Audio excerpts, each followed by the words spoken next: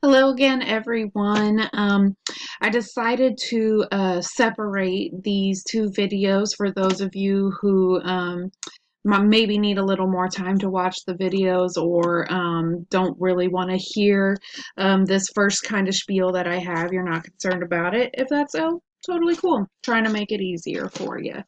Um, so first of all, I just want to start off by apologizing for the lateness of these videos. I know I said that I would have them up no later than Mondays. No excuses. I just have not been able to get to it thus far this week. So I truly do apologize. Um, if you guys do have any questions about any of the material, please feel free to reach out to me, even if I haven't put up a video. Um, I'm more than willing to kind of talk with you guys, answer any questions, just talk criminal justice with you if you have any confusion or if you're wondering about anything specifically within the text. So just kind of my good afternoon, everyone, and thanks for tuning in. I decided to separate these two videos just in case anybody wasn't really concerned with going over any of the information from Module 1 anymore. But I do want to take the time to address kind of some of the patterns that I saw when I was going through and kind of regrading everybody's exams, just to kind of hopefully stop some of the confusion and some of the issues that I saw there. Overall, though, with the exams, I'm very pleased, and I think you guys should be as well. I think you guys did a great job. I commend those of you who took advantage of taking exam one a second time to increase your score. Pretty much everybody who took advantage of that immediately increased their score. And you know, obviously, with some of the fill in the blanks and everything where there were misses when there shouldn't have been, I do apologize for that. I can't always put in every possible answer that someone might have, even if it is the correct answer. And sometimes people were getting counted incorrectly for misused capitalization. That's kind of ridiculous in my mind. Don't worry, you got those points back. But if any of you ever have any questions about any of the material on the exam, go ahead, jot down the question.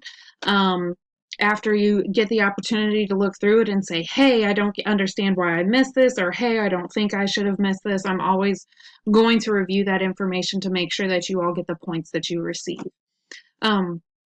So yeah, moving on from that, I do want to go over just a couple of things that I saw again that I saw were kind of issues. The first thing that kept popping up to me was what appears to be a confusion between the Fourth and the 14th Amendment.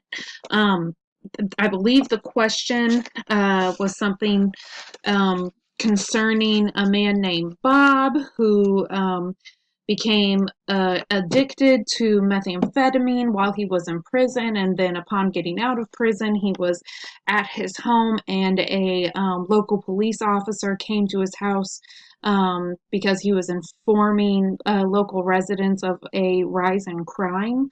And when the police officer got there, he pushes Bob into his house and sees Bob's meth lab.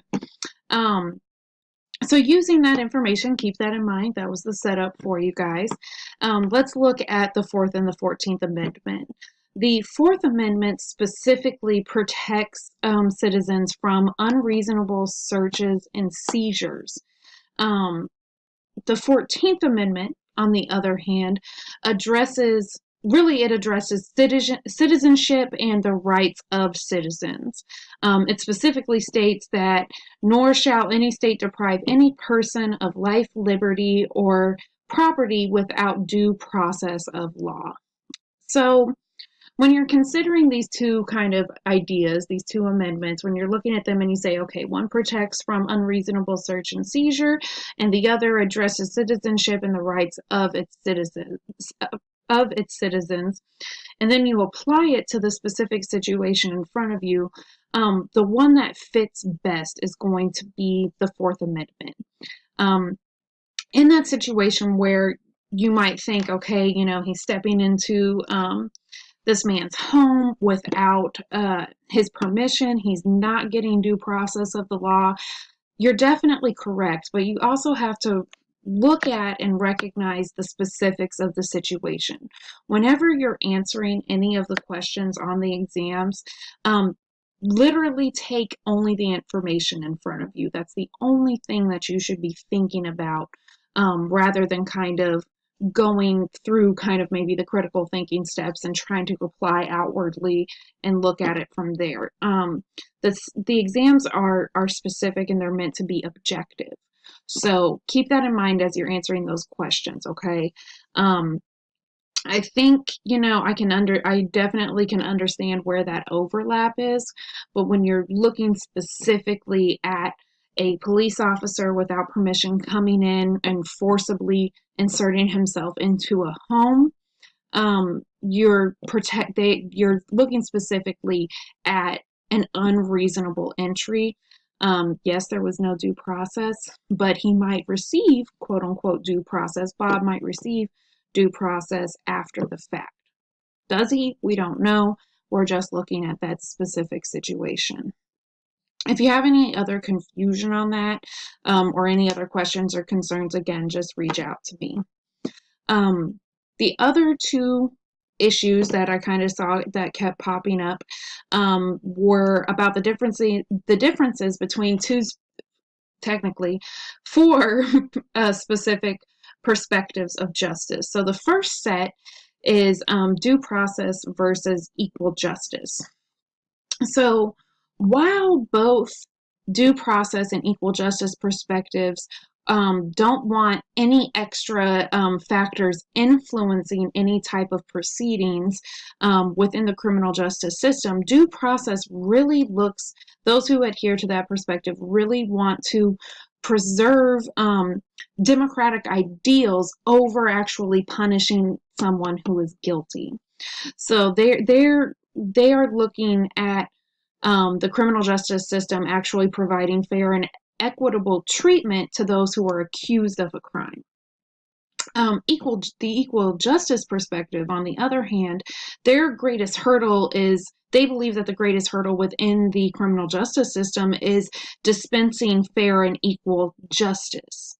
So it's kind of a fine line. You're talking about fair and equitable treatment and dispensing fair and equitable justice. Kind of a better way to think about this is equal justice and equal justice perspectives. Those who are proponents of the equal justice perspective believe that an identical crime deserves an identical punishment. So any two people who are accused of the same crime, if convicted, they must receive the exact same punishment. It's from this kind of perspective that we actually have seen the development of mandatory minimum laws. If you think about it, no other factors should determine what type of treatment someone gets, what type of punishment someone gets.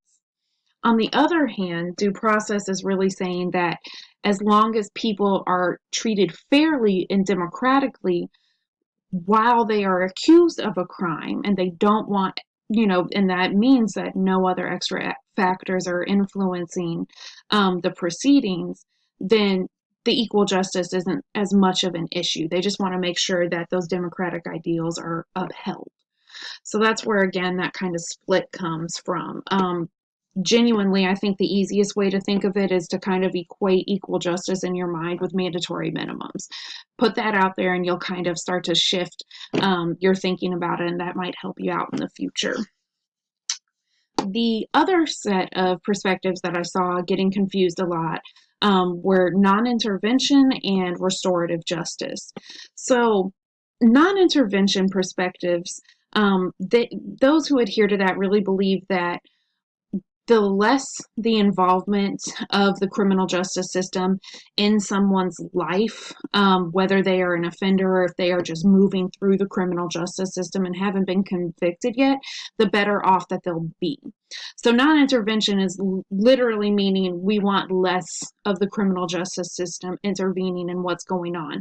And a lot of that is due in that perspective's belief system to the stigma that is attached to offenders and those moving through the criminal justice system. So they're saying less involvement, the better. Restorative justice perspectives, on the other hand, their focus is on wanting to actually change the criminal justice system to be more humane. They want better reintegration of offenders into society because they do see the criminal justice system as being coercive and encouraging crime. Non-interventionist perspective holders might feel the same way. They might believe, yes, the criminal justice system is coercive, it encourages crime, but they are using that belief to say, nope, we want less criminal justice system, whereas restorative justice, again, is focusing on bettering, quote unquote, the criminal justice system and still utilizing it as it is currently. Same level of involvement, but different involvement. So I hope that clears up any confusion that you guys might have. Again, if there's anything else that you want me to touch on, or if you have any other questions, just go ahead and reach out to me. You can text me, you can email me, whatever works best for you. I hope you tune into this next video, yay, where I'm going over some of the information from chapters 4 and 5. Have a good night. Thanks.